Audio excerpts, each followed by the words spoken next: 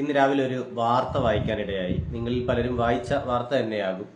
Asianet news senior associate editor P ഷാജഹാന് മർദ്ദനമേറ്റു. കോഴിക്കോട്ടെ ഏഷ്യാനെറ്റിന്റെ ഓഫീസിൽ വെച്ചാണ് മർദ്ദനമേറ്റത്. ഓഫീസ് ജീവനക്കാരനായ സുരേഷ് എം പിയാണ് ഷാജഹാനെ മർദ്ദിച്ചത്. മർദ്ദനത്തിൽ ഷാജഹാന്റെ മുഖത്തിനും പല്ലുകൾക്കും പരിക്കേറ്റു. ഷാജഹാന്റെ പരാതിയിൽ നടക്കാവ് പോലീസ് FIR രജിസ്റ്റർ ചെയ്ത് കേസെടുത്തിട്ടുണ്ട്. ഇന്ന് രാവിലെ 9 മണിക്കാണ് കോഴിക്കോട് ചക്രോത്തുകുളത്തുള്ള ഓഫീസിൽ വെച്ച് ഷാജഹാന് മർദ്ദനമേറ്റത്. ജോലികൾ കൃത്യമായി ചെയ്യാത്തത് ഷാജഹാൻ ചോദ്യം ചെയ്തെന്നും ഇതിലുള്ള വിരോധം കാരണം സുരേഷ് ചാവി ഉപയോഗിച്ചും കൈകൊണ്ടും മുഖത്തും പല്ലിലും ഇടിക്കുകയും തെറി വിളിക്കുകയും ചെയ്തു എന്നാണ് FIRലുള്ളത്. ജാമ്യമില്ലാ വകുപ്പ് പ്രകാരം കൊലപാതക ശ്രമം ഉൾപ്പെടെയുള്ള കുറ്റങ്ങളാണ് പ്രതിക്കെതിരെ ചുമത്തിയിരിക്കുന്നത്. ഇതാണ് വാർത്ത. ഞാൻ ആ വാർത്തയുടെ താഴെ കമന്റുകൾ വായിക്കുകയായിരുന്നു. എല്ലാ കമന്റുകളിലും കാണുന്നത് പോലെ തന്നെ മാധ്യമപ്രവർത്തകർക്കെതിരായ ഒരു രോഷം അതിൽ നുരഞ്ഞു പൊന്തുന്നുണ്ട്. ഷാജഹാന്റെ കാര്യത്തിൽ അത് കൂടുതലാണ് എന്നാണ് വിചാരിക്കുന്നത്. ഷാജഹാന് നേരത്തെ തന്നെ നല്ല തല്ല് കിട്ടേണ്ടതായിരുന്നു എന്ന അഭിപ്രായമാണ് ആ കമന്റുകളിൽ കൂടുതലായും കാണാൻ കഴിഞ്ഞത്. നല്ല തല്ലിന്റെ കുറവുണ്ടായിരുന്നു എന്ന് എഴുതിയ ആളുകളെ കണ്ടു. വായിച്ച കമന്റുകളിൽ 75% ഷാജഹാനെതിരെയായിരുന്നു, മാധ്യമപ്രവർത്തകർക്കെതിരെയായിരുന്നു. ഞാൻ ആലോചിക്കുന്നത് എന്തുകൊണ്ടാണ് ഈ പത്രപ്രവർത്തകർക്ക്, മാധ്യമപ്രവർത്തകർക്ക്, വിശേഷ ചാനലിൻ്റെ ഭാഗമായി നിൽക്കുന്ന ആളുകൾക്ക് തല്ലുകൊള്ളുന്ന സമയത്ത് ജനങ്ങൾ ഇത്രയേറെ സന്തോഷിക്കുന്നത് എന്നാണ്. ചിലപ്പോൾ അതിൽ രാഷ്ട്രീയം ഉണ്ടാകാം, മറ്റു പല ഘടകങ്ങളും ഉണ്ടാകാം. പൊതുവിൽ മാധ്യമപ്രവർത്തനം എന്ന് പറയുന്ന ആ മേഖലയുടെ വിശുദ്ധി നഷ്ടപ്പെട്ടിട്ടുണ്ട് എന്നതൊരു യാഥാർത്ഥ്യമാണ്.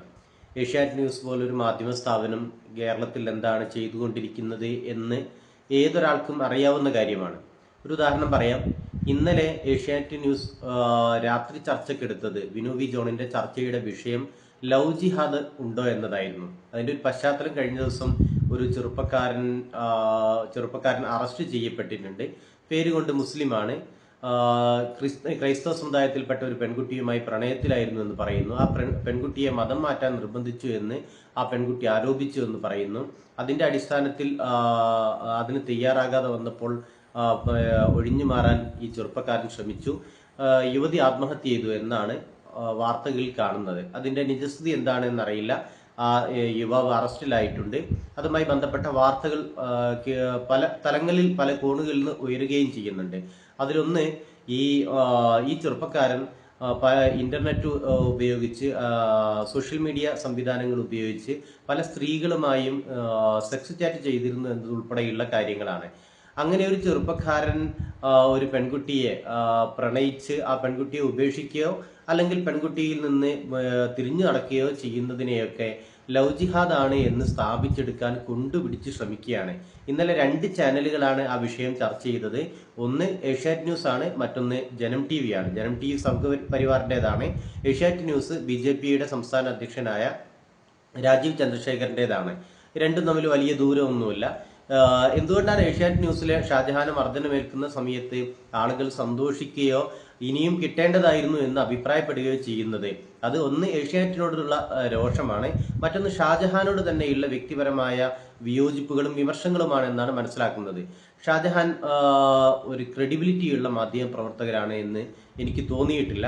ഞാൻ എൻ്റെ ഒരു വ്യക്തിപരമായ നിരീക്ഷണം കൂടിയാണ് പറയുന്നത്. പലപ്പോഴും മുസ്ലിം സമുദായവുമായി ബന്ധപ്പെട്ട വിഷയങ്ങളിൽ വളരെ മുൻവിധിയോടുകൂടി പ്രതികരിക്കുകയും മുസ്ലിം സമുദായത്തെ എങ്ങനെയെല്ലാം താറടിക്കാം, പ്രത്യേകിച്ച് മുസ്ലിം സമുദായത്തിലെ പണ്ഡിത നേതാക്കളെ എങ്ങനെയെല്ലാം താറടിക്കാം എന്ന് പലപ്പോഴായി അദ്ദേഹത്തിൻ്റെ സ്വന്തമായ അവതരണങ്ങളിലൂടെ അദ്ദേഹം പലപ്പോഴും ആ രീതിയിലാണ് സ്ഥാപിക്കാൻ ശ്രമിച്ചിട്ടുള്ളത്. മുസ്ലിം സമുദായവുമായി ബന്ധപ്പെട്ട പലതരം മുൻവിധികളുണ്ട്. വിശിഷ്യ പണ്ഡിതന്മാരുമായി ബന്ധപ്പെട്ട പലതരം മുൻവിധികളുണ്ട്. പണ്ഡിതന്മാരുടെ നേതൃത്വത്തിൽ നടന്നിട്ടുള്ള പല ഇടപാടുകളെയും പലപ്പോഴായിട്ട് ഷാജഹാൻ പരിഹസിച്ചത്, അധിക്ഷേപിച്ചതൊക്കെ കേൾക്കുകയും ചെയ്തിട്ടുണ്ട്. ഇങ്ങനെ സ്വന്തം നിലവാരം നഷ്ടപ്പെടുത്തുന്ന ഒരു മാധ്യമ പ്രവർത്തകന് തല്ല് കിട്ടുന്ന സമയത്ത് ആളുകൾ സന്തോഷിക്കുന്നു എന്ന്, അത് ആ സന്തോഷിക്കുന്നതിനെയോ തല്ല് കിട്ടിയതിനെയോ വലിയ കാര്യമായിട്ട് അവതരിപ്പിക്കുകയല്ല, അല്ലെങ്കിൽ അങ്ങനെ ഇനിയും തല്ല് കിട്ടേണ്ടതാണ് എന്ന് പറയാൻ ശ്രമിക്കുകയുമല്ല.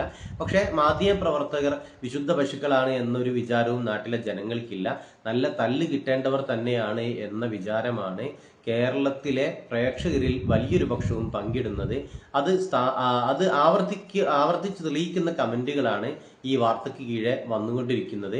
മാധ്യമപ്രവർത്തകരൊക്കെ ഒന്ന് ശ്രദ്ധിക്കുന്നത് നല്ലതാണ്. സഹപ്രവർത്തകരിൽ നിന്ന് തല്ല് കിട്ടിയാൽ പോലും കൂടെ നിൽക്കാൻ ഒരാളും ഉണ്ടാകില്ല എന്ന് മാത്രമല്ല, ഇനിയും കിട്ടേണ്ടതായിരുന്നു എന്ന് പറയാൻ അനേകം ആളുകൾ ഉണ്ടാകും എന്ന യാഥാർത്ഥ്യം ഉൾക്കൊള്ളാൻ മാധ്യമപ്രവർത്തകർക്കും സാധിക്കട്ടെ. അതിന് ഷാജഹാന് കിട്ടിയ തല്ലൊരു കാരണമായി തീരട്ടെ എന്ന് ആഗ്രഹിക്കുകയാണ്.